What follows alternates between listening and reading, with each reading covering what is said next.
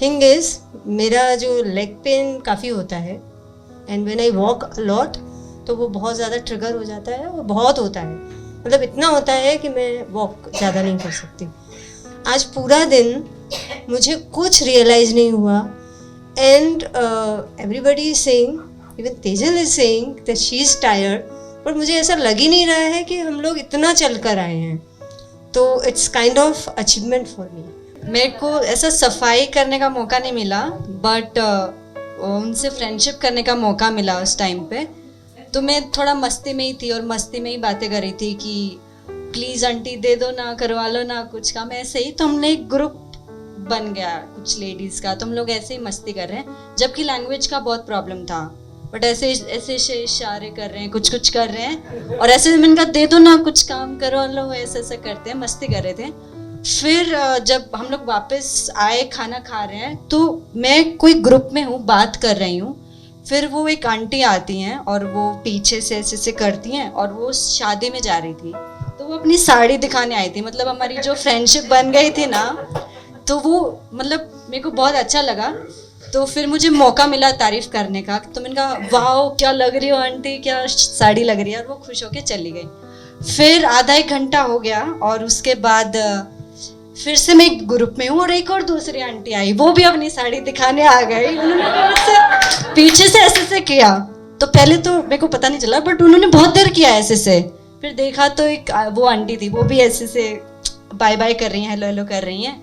तो फिर उनको भी मुझे मौका मिला बोलने का कि वाओ कितना अच्छा लग रहा है उनको, और हमको लैंग्वेज का प्रॉब्लम था, तो साड़ी कुछ कुछ पता नहीं, अब तो मुझे वर्ड भी याद नहीं है जो मैंने सीखा था, तो ऐसा किया। फिर लास्ट में जब हम लोग जा रहे थे, तो वो ग्रुप बैठा था, दूसरा ग्रुप, मतलब हमने बहुत सारी आंटियों से ऐसे मस्ती कर ली थी। तो फिर वो एक आंटी का छोटा बच्चा था, तो उन्होंने बोला कि इसको भी लेके जाओ। फिर वो बच्चा को मैंने गोदी में ले लिया और मैंने कहा चलो बाय बाय बाय बाय करके हम लोग निकल गए। फिर हम लोग वापस जब वो बच्चे को मैं देने गई, तो सबसे मुझे वो बहुत ही प्यारा मोमेंट लगा, जब मैं उस बच्चे को वापस देने गई उसकी मम्मी को, तो बच्चा अपनी मम्मी के पास जा ही नहीं रहा, वो मुझे वापस हक कर रहा है। तो मेरे को उस टाइम पे ऐसा, मतलब वो जो फ्रेंडशिप और वो सब देख के मेरे को ऐसा बहुत लव भर गया, लाइक उस मोमेंट में। तो आज मेरा वो जो मोमेंट है वो मेरा बहुत ही प्यारा मोमेंट है, तो मेरे हार्ट को पूरा एकदम लव से उन्होंने भर दिया वो फ्रेंडशिप से। आज के दिन मनोज जी ने जब बोला था कि मैं आपको इस तरफ रखूंगा, so I was very sure, I was almost sure कि कुछ तो मतलब ऐसा लंबा चौड़ा गड़बड़ चीज़ें होंगी, ठीक है। तो मुझे सरप्राइज कुछ भी नहीं लगा जाते वक्त, बट ऑफकोर्स मेरा जो डेली रूटीन है वो जब टूटता है तो मुझे हेडेक होता है, तो मुझे हेडेक के ज़बरदस्त अटैक आ रहे थे बीच बीच में। बट जैसे दीदी ने बोला ना, तब मुझे रियलाइज़ हुआ कि actually I was also being in the moment.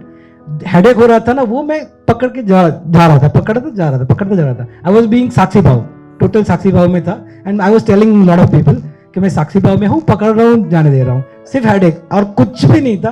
There was no feeling, there was no almost thought. ये भी मैं नोटिस नहीं कर रहा था कि मैं सिर्फ अभी का सोच रहा हूँ, बात का नहीं सोच रहा, वो भी मुझे कुछ भी नहीं आ रहा था। I was going with the flow, okay.